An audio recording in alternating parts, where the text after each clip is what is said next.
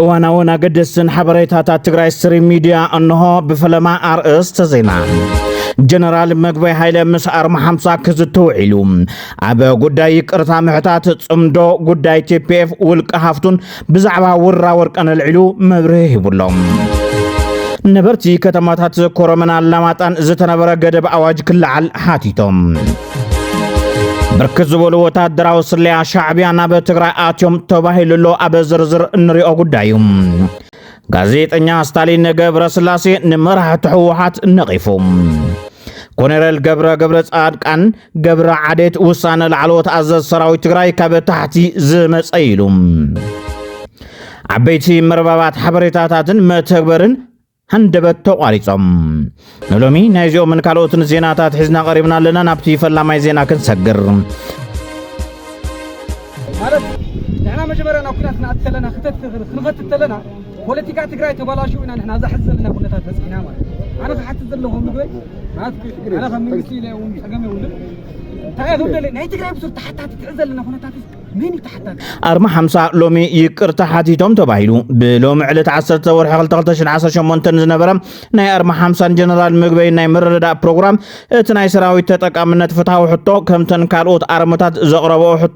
حطونا ولا كوانتونا أقباب زي كل نغرات كن تخكل كم زينبرن نهزبي كرتان حاتت بزبل مدرخ أرمى حمسة كبزر كبا كورات كور حدا بمكيار مولو بمردا كم زتزازمه تحبيرم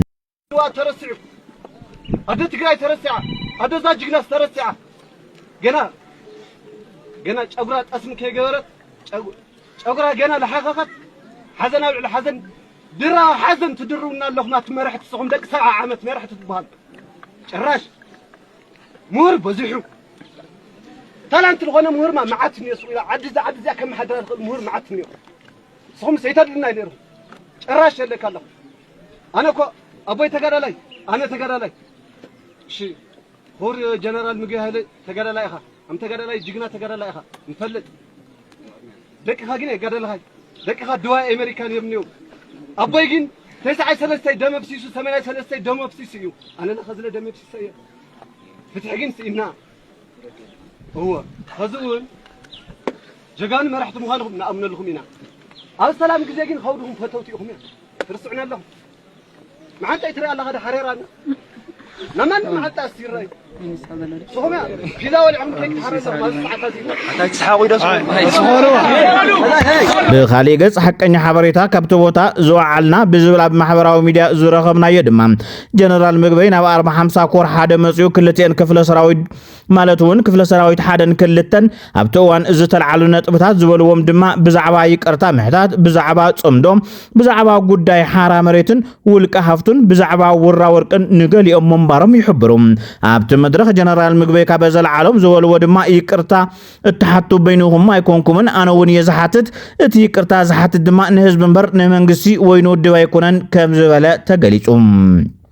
صمدو عرسنان مدحان أبا مجرشا زوصنا يوصانيو قداي جونوسايد جن أي كحدنا ينوينيلوم مسراويت حرامريت منم زواج نجار يبلان عروتهم أو انتهى اليوم دويلكم اتوبلوهم دمايلوم بزحسب مقبي ورقي كم زور رجيريوز حسبني زوال مقبي زيفوت جيغايو لعل 10 عامت أبا دواي تقميت أيام لعل 10 عينة النقدية زنقر أبا دواي دما جزي أيام زيجن والكهفتين برك أبا تقراي زورركو ويكونن كم زوالهم يقلصم أبا زحلفة مكينا حوقتن دلوايلكم نيركم تتندد منم أي مسلنن زامكينا ناي حزب تግራይ እምበር ናተ ይኮነትን ካብኣ ትበልጽ መኪና ኣላትን ያ ናይ ባለይ ዛላምበሳ መራሒሆሙን ኣገላግለኒ ዝበልክዎም ኣብ መኪና ዶኩመንት ስለዝነበረኒ ምዛ መኪና ከይተንድድዎ ስለዝፈራሕኹያ ከም ዝበለሙን ገሊጾም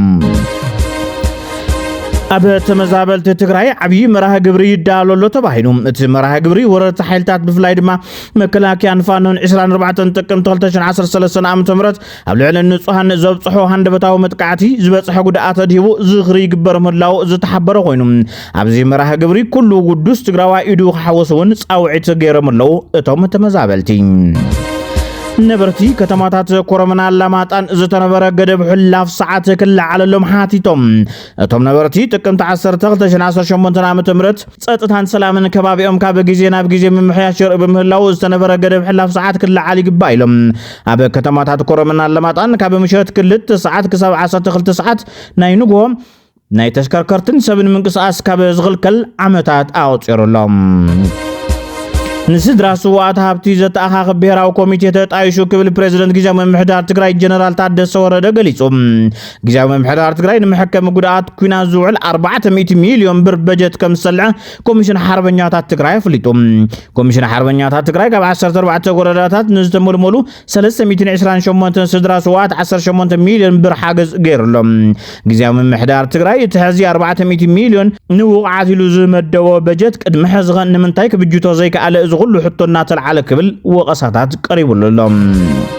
أبا كتما شرن داس اللاسي مرأي زغونة تكبار تفتصمهم أبا كتما شرم زنبارنتهم قدسات سدران نمتسكري أدي أمن حاومن زدالو وسلس مليون كرشي أبا زغف أخونتات وريقهم نزر كبو تمزابلتن ستقمو سدرا سواعتن كوعل بحاجز كم زوركتو تحبيرهم بمسارات زي 1 مليون بروت أب مقبار تمزابلت وقنات انقدوت قرصن مسحن زغبور خوينم نحمش تميت زمزابلت دما حدهم كلتا شقرشي بدمرو 1 مليون بر حاجز أكفافيلهم يوم تقصال حاجز دما نخالوت سدرا سواعت كوعليو تباهيلهم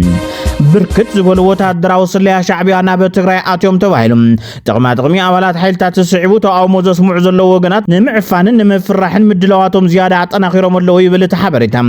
አባላት ሰራዊት ትግራይ ተቃውሞ የስምዑ ከም ዘለው ዝፍለጥ ሓቂ ኮይኑ አኽራሪ ግደፍ ካብ ኩሉ ቦታ ንምንታይ ተቃዊምኩም ንምንታይ መስልኩም ሓቲትኩም ዝዓይነቱ መልስታት በወገን ደገፍትን ተኸፈልትን ስርዓት ኣብ ማሕበራዊ ሚድያ ከጠቅዑ ተራእዮም ከም ውጽኢት ድማ ነዝተቃውሞ ክቆጻጸሮ ከም ዘይኽእል ሰገንዘብ ግደፍ ሰለይትን ወታደራት ኢሳያስ አፈወርቂ በበዝሕና በትግራይ ይሰድደሉ ተባይሉ በዚ መንገድ ድማ ነቶም ካብ ኩሉ ቦታ ኣብ ተቃውሞ ዝሳተፉ ዘለው ንምዕፋን ምድላዋት ወዲኡ ኣሎ ይብል ተሓበሬታ ይኹን እምበር ሓበሬታ ትግራይ ስር ሚድያ ከተረጋግጾ ዘይከኣለት ሓበሬታ እዩ ፍላይ ድማ ኣብ እዚ ጉዳይ እዚ ኣመልኪቶም ገለ ወሃብቲ ርእይቶም ሰለያ ሻዕብያ ናብ ትግራይ ከኣቲ ምንም ዓይነት ኩነታት ዝፈቅደሉ እውን ኣይኮነን ንኸምኡ ዝገብር ኩነታት ይኹን ግዜ ድማ ኣይበጽሕን ተባሂሉሎም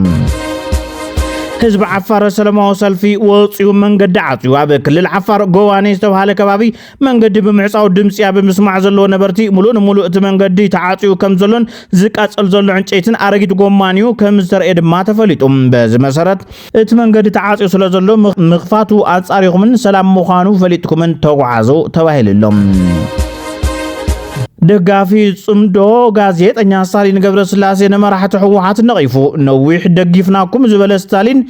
ደጊፍካ ትድገፉ ሰባት ኣይኮንኩምን ኣብ ዩቲዩብን ማሕበራዊ ሚድያን ክትንግዱኹም ትደልዩ ብምባል ነቂፍዎም ኣሎም እዚ አስተዳደሩ የትሬፍ አመራሮችም ጠቅላላ በሙሉ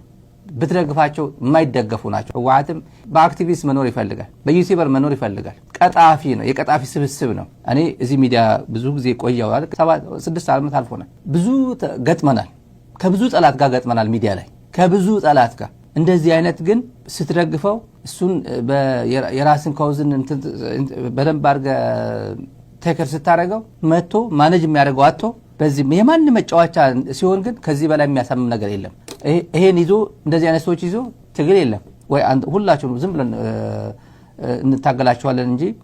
እነዚህ አይነት ይዞ የትግራይ ነገር ፍንክች አለ ትግራይስ በእንወድ ወረደ ችግር በእንወድ ወረደ እንዝላልነት መሃይምነት ደደብነት እየተሰበረ ያለ ሞራሉ ለዚህ ነው እንታገላቸዋለን በደንብ አድርገን ሁሉንም ጠራርጎ የሚወስደው ነገር ካለ እምቢ ካሉ አማራጭ የለውም የትግራይስ ኮሎኔል ገብረ ጻርቃነ ገብረ ዓዴት ውሳነ ላዕለዎት ኣዘዝ ሰራዊት ትግራይ ካብ ታሕቲ ዝመጸይሉ እቲ ኮሎኔል ኣብ 15 ጥሪ 2017 ዓ.ም ሓንቲ ፍረውን ኣይተወሰኸትን ካብ ታሕቲ ሰራዊት ተማይጡ ዘቕረበልናዩ ክብል ተሰሚዑ ሕዚ ታይልኩም ምስ ኮርን ልዕሊ ኮርን ሓደጋ እዩ ከመይ ዝበለ ፖለቲከኛ እዩ ዘውግዕ ኮርን ልዕሊ ኮርን ሓደ ሻዓይ ተኣኪቡ ዝሓለፈውን ዓንዶም ትዛረብ ሰሚዕ ኣለኹ ንኽትጋገይ ትሽኩልን ንኽትሕሶይ ትሽኩልን أفتح كل أخيواتنا يرنا أفتنا يتحت أخيوان تساتفنا إلى أفتنا يكورون تساتفنا إلى توسانا نايتحتي بب خفل سراويتو بأرمو وسانا مزيب ናይቲ ኮር መጠቃለሊ ሓንቲ ፍረ ነገር ካፍታ ናይ ሰራዊት ውሳነ ኣይወሰኸን ንባዕልኩም ክትዕመልኩም ኢሉ ግን ልዕሊ ኮር ፀላእ እዩ ልዕሊ ኮር ኢና ክነጥፍእ ክትብል እንታይ እዩ ክበሃል እዚ ብሄራዊ ውርደት እዩ ንስኹም ከምዚ ኢልኩም ክትዛረቡ ናትኩም ሰራዊት እዩ ዝታት ሓሳበይ ነቕበሎን ምባል ይከኣል ልዕሊ ኮር ፀላእ ክትብል ግን ክንድግዝዕ ፀላእ ከጥፈአካ ሕዚ እውን ከፅንተካ ዝብል ፀላእ ቀሚጥካ ልዕሊ ኮርን ሕወሓትን ይፀላእ ክትብል ሸም እዩ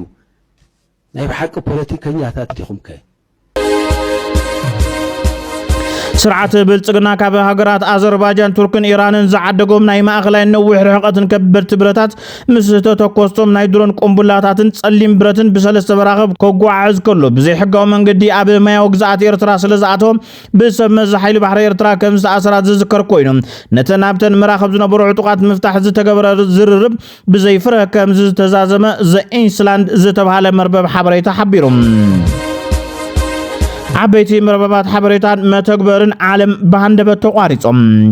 ኣብ ግልጋሎት መርበብ ኣማዞን ብሰንኪ ዘጋጠመ ሃንደበታዊ ምቁራት ዓሰርተታት ፍሉጣት መርበባት ሓበሬታ ካብ ስራሕ ወፃኢ ኮይኖም እቲ ሶኒ ኣብ ሰዓታት ረፋድ ዘጋጠመ ክሰት ነቲ ኣብ ትሕቲ መርበብ ኣማዞን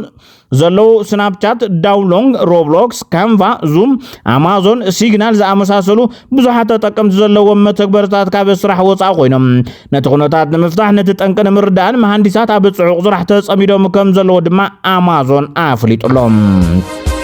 ክቡራት ተኸታተልቲ ትግራይ ስሪ ሚድያ ዜናታት ሰዓት ነዞም ተኸታተልኩሞም ይመስሉ ነይሮም ንምክታልኩም ኣመስግና ሰላም ንህዝቢ ትግራይ ሰላም ንኹሉ ወዲ ሰብ